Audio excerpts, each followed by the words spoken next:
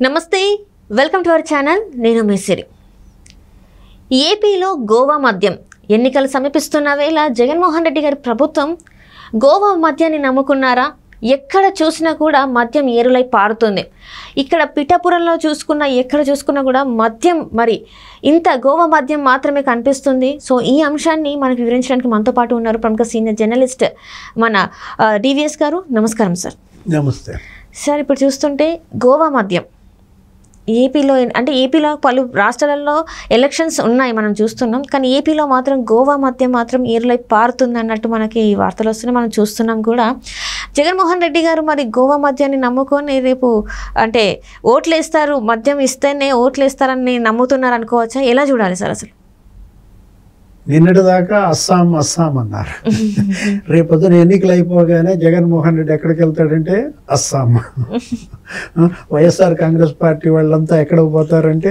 అస్సాం అన్న దీంట్లో ఇప్పుడు అది పోయి ఈ వారం రోజుల నుంచి గోవా మద్యం వినపడుతోంది ఎక్కడ చూసినా ఇవాళ ప్రతి చోట ప్రతి నియోజకవర్గంలో గోడౌన్లు డంప్ చేశారు పట్టుకుంటున్నారు సెబీ దాడులు చేస్తోంది దాడులు చేసిందంతా కూడా వైసీపీ వాళ్ళ మద్యమే మనం చూసాం నిన్నగాక మొన్న పిఠాపురంలో దొరికింది అది 65 లక్షల రూపాయలు విలువైన మద్యం అన్నారు కానీ కోటి రూపాయలు విలువైన మద్యం దగ్గర 1140 బాక్సులో ఏదో దొరికింది అది కూడా అక్కడ ఉన్నటువంటి YSR Congress party town president YSR gardens లో పేరు కూడా వైఎస్ఆర్ గార్డెన్స్ దొరికిన నిల్వ కూడా YSR Congress party town president godowns లో వంగ గీత పిఠాపురం అభ్యర్థి గోవా మద్యం డాన్ అన్నారు గోవా మద్యం డాన్ వంగ గీత అసలు ఇవాళ గీత అభ్యర్థిత్వాన్ని క్యాన్సిల్ చేయమని ఆమె నామినేషన్ ని రద్దు చేయమని కూడా ఇవాళ మనం డిమాండ్స్ వినపడుతున్నాయి అక్కడే కాదు ఇక్కడెక్కడో మొండితోక జగన్మోహన్ రావు నందిగామ అక్కడ మందు అక్కడ గోవా మద్యం అంటే రాయలసీమలో నెల్లూరు ప్రకాశం జిల్లాల్లో ఇప్పుడు గోదావరి నెక్స్ట్ ఉత్తరాంధ్రలో ఎక్కడ కదిలిచ్చినా గోవా మద్యం అసలు ఇంతింత ఎట్లా వచ్చింది మనం ఏంటంటే గోవా నుంచి ఆంధ్రప్రదేశ్కి తీసుకురావాలంటే మధ్యలో కర్ణాటక ఉంది అంటే గోవా టు కర్ణాటక అక్కడ ఉంటాయి చెక్ పోస్టులు చాలా ఎక్కువగా కర్ణాటక టు ఆంధ్రప్రదేశ్ చెక్ పోస్టులు అంటే 3 రాష్ట్రాలు మద్యం ఇంత పెద్ద ఎత్తున ఎలా తీసుకురాగలిగారు డజన్ల సంఖ్యలో చెక్ పోస్టులు ఏం చేస్తున్నాయి అక్కడ ఉన్నటువంటి అధికారులు ఏం చేస్తున్నారు అంటే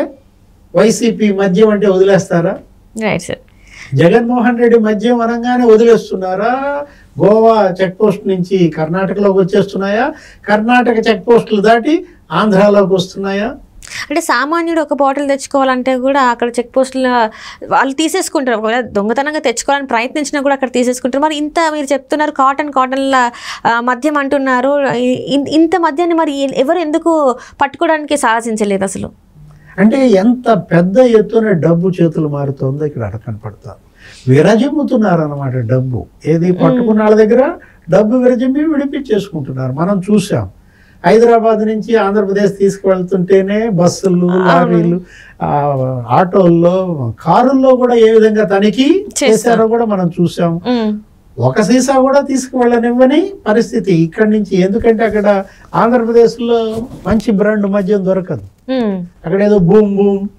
ఏంటి ప్రెసిడెంట్ మెడల్ 3 క్యాపిటల్స్ ఇట్లా పిచ్చి మద్యం అమ్ముతున్న దీంట్లో కొంతమంది ఏం చేస్తారు దీన్నే ఒక ఉపాధిగా ఏర్పాటు చేసుకున్నారు కర్ణాటక నుంచి ఆంధ్రప్రదేశ్ నుంచి తమిళనాడు నుంచి మంచి మద్యం ఏది బ్రాండెడ్ మద్యాన్ని తెచ్చుకుని అమ్ముకుని ₹1 సంపాదించుకుంటుంటే వాళ్ళని పట్టుకోవటం మనం చూసాం అసలు ఎట్లయితే బట్టల నిండా కూడా క్వార్టర్ బాటిల్స్ తగిలిచ్చి ఏ విధంగా వాటిని ఇప్పదీపించి అవి తీసారో మనం చూసాం సోషల్ మీడియాలో కూడా అలాంటిది ఎన్నికల సమయంలో ఇంకా కేవలం 10 రోజుల్లో ఎన్నికలు ఉంటే ఇంత పెద్ద ఎత్తున మద్యం ఇన్ని రాష్ట్రాలు దాటి ఎలా వస్తాను దీని వెనక ఎవరు కింగ్ పిన్ ఈ గోవా మద్యం డాన్ ఎవరు అంటే మనం చూసాం కాకాని గోవర్ధన్ రెడ్డి మంత్రి కాకాని గోవర్ధన్ రెడ్డిపై ఆరోపణలు నీకు తెలుసు.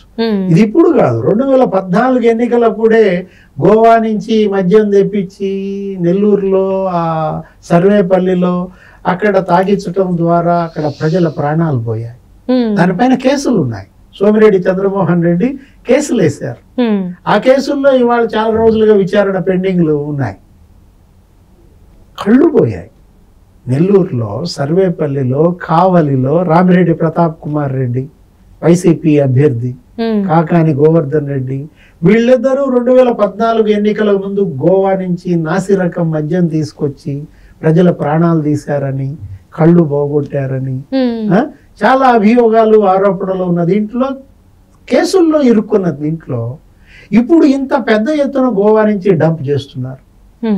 ఇప్పుడు ఏంటంటే ఇక్కడ క్వార్టర్ బాటిల్ కొనాలంటే 150 రూపాయలు 200 పడుతుంది. ఆ బూమ్ బూమ్ ఆ చీప్ లిక్కర్ అయినా కూడా. అదే గోవాలో అయితే 20 రూపాయలు. అంటే 20 రూపాయలకి అక్కడ తీసుకొస్తున్నారంటే ఇంకా అది ఎంత నాసి రకం మద్యం. ఇప్పటికే పురంధేశ్వరి దీనిపైన తీవ్ర అభియోగాలు చేసి అసలు కేంద్ర ఎన్నికల సంఘానికి సుప్రీంకోర్టు చీఫ్ జస్టిస్కే లేఖలు రాశారు. 1,56,000 కోట్ల మద్యం అమ్మాడు. మద్య నిషేధం చేస్తానన్న పెద్ద మనిషి జగన్మోహన్ రెడ్డి 5 ఏళ్లలో ఎంత మద్యం అమ్మాడు? 1,56,000 కోట్ల మద్యం. Right sir. ఇది ఇక్కడ ఏంటంటే చంద్రబాబు నాయుడు గారు ఉన్నప్పుడు మాత్రం 75 లక్షలు సంథింగ్ ఎంతో ఉండేది సార్. కానీ ఇక్కడ చూస్తున్నట్టయితే దానికి డబుల్ అయింది అన్నట్టు కూడా మనకి ఒక సర్వేలో తేలింది. అంటే మద్యపాన నిషేధం అంటేనే మరి ఈ రకంగా ఉంటుందా అని చెప్పేసి. మద్యం వేరు, ఈ మద్యం వేరు. ఇక్కడ ఏంటి, మద్యం తయారీ వీళ్ళే, మద్యం సరఫరా వీళ్ళే, మద్యం అమ్మేది వీళ్ళే, అది కూడా only cash. Okay, no digital payment. ఇవాళ పిఠాపురంలో పవన్ కళ్యాణ్ కూడా తీవ్రమైన విమర్శలు చేశాడు. అసలు వీడు అసలు ముఖ్యమంత్రి మద్యం వ్యాపారి అన్నాడు. ముఖ్యమంత్రి మద్యం వ్యాపారి అనంటే 25% మద్యం తాగే వాళ్ళల్లో లివర్ చెడిపోయింది. అనేక ఆర్గాన్స్ కూడా పాడైపోయాయని చెప్పేసి మనకు వార్తలు ఉన్నాయి సార్. వాళ్ళే ముందుకొచ్చి మాట్లాడుతున్నారు. చెల్లి జగన్మోహన్ రెడ్డి చెల్లి షర్మిల ధ్వజమెత్తుతోంది. మేనిఫెస్టో 99% హామీలు అమలు చేశానన్నది ఇదేనా? మద్య నిషేధం చేయకుండా ఓట్లు అడగను అన్న పెద్ద మనిషి ఇవాళ ఏ ముఖం పెట్టుకుని ఈ మేనిఫెస్టో రిలీజ్ చేశాడు? ఈ మేనిఫెస్టోలో అసలు మద్య నిషేధం అనే పదమే లేదు. అసలు మద్యం అనేదే లేదంట అక్కడ. అంటే చివరికి మద్యం అనేది మేనిఫెస్టోలో పెట్టడానికి కూడా సిగ్గేసింది అనమాట జగన్మోహన్ రెడ్డికి. ఇవాళ గోవా మద్యం ఇంత పెద్ద ఎత్తున ఆంధ్రప్రదేశ్కి వస్తుంటే స్టేట్ బార్డర్స్ దాటి 2-3 స్టేట్స్ దాటి దాని వెనుక జగన్మోహన్ రెడ్డి పాత్ర ఏంటి? వీటన్నిటిపైన కూడా ఉన్నత స్థాయి దర్యాప్తు జరిపించాలా. కేవలం బేవరేజెస్ కార్పొరేషన్ ఎండి వాసుదేవరెడ్డిని తప్పించినంత మాత్రాన సరిపోదన్నమాట.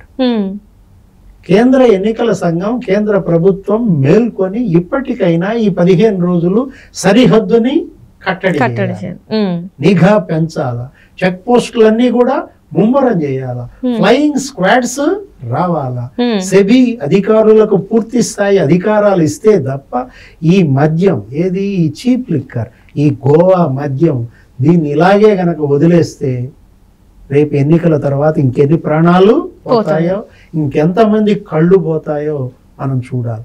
రేపొద్దున ఎవరైతే ఈ గోవా మద్యం తీసుకొచ్చి డంప్ చేశారో, పిఠాపురంలో డంప్ చేశారో, నందిగామలో డంప్ చేశారో, ఉత్తరాంధ్ర ముంచేస్తున్నారో, ఈ వైసీపీ అభ్యర్థులంతా కూడా కేసుల్లో ఇరుక్కోవడం ఖాయం. కాకాని గోవర్ధన్ రెడ్డిలా, రామిరెడ్డి ప్రతాప్ కుమార్ రెడ్డిలా. Right sir, right. Thank you so much sir. నమస్తే.